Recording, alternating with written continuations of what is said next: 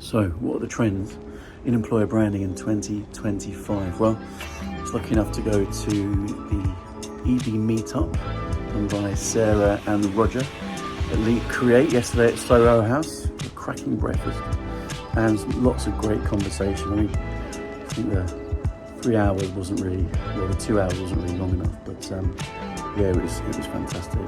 Got to meet up with people again, new people, good friends, etc. And we had a great panel. We had Erica Rose, we had Andy Mallinson, and we had Claire Bush, all bringing their different perspectives from a diversity to an inclusion perspective, from an employee-generated content perspective, and from those like all-round marketing, branding perspective as well. So it was a great chat.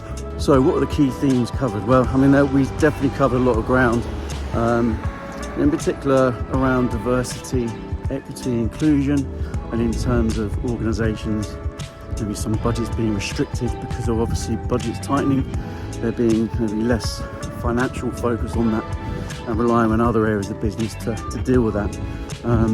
Also, key things around generating employee content. And in particular, there's an interesting bit around how do you actually get employees engaged in creating their own content? You know, because not everyone's a content creator, an influencer who's happy to get in front of the camera and start yapping away. But I think there's some interesting answers there. And I think for me in particular, there's this thing about personal branding and how we can actually turn personal branding into something that is meant to be, which is about elevating individuals, helping them understand they have mastery over something, which is a huge motivational factor. You only have to read Daniel Pink's stuff around that, but just to see that is definitely the case. Then we had the topic of ROI pop up, which is good to see. Definitely, there's been a lot more conversation around that over the last 12 to 18 months. I know actually the EB conference that Vicky and Ben and team were involved in, talking about that very topic of ROI and employer branding.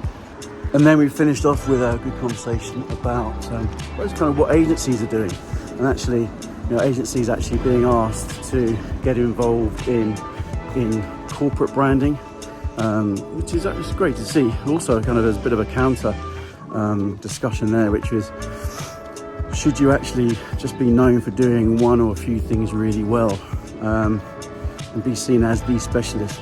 And actually, I think that's really interesting, because I think one of the challenges we have in the agency world, what I've seen in the agency world over the years, is that a certain lack of clarity about what is the difference between different agencies and what they have to offer. And there is sometimes a understandable desire to try and offer as many services as possible.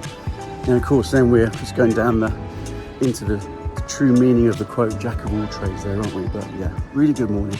Great to catch up with people, and looking forward to the next one.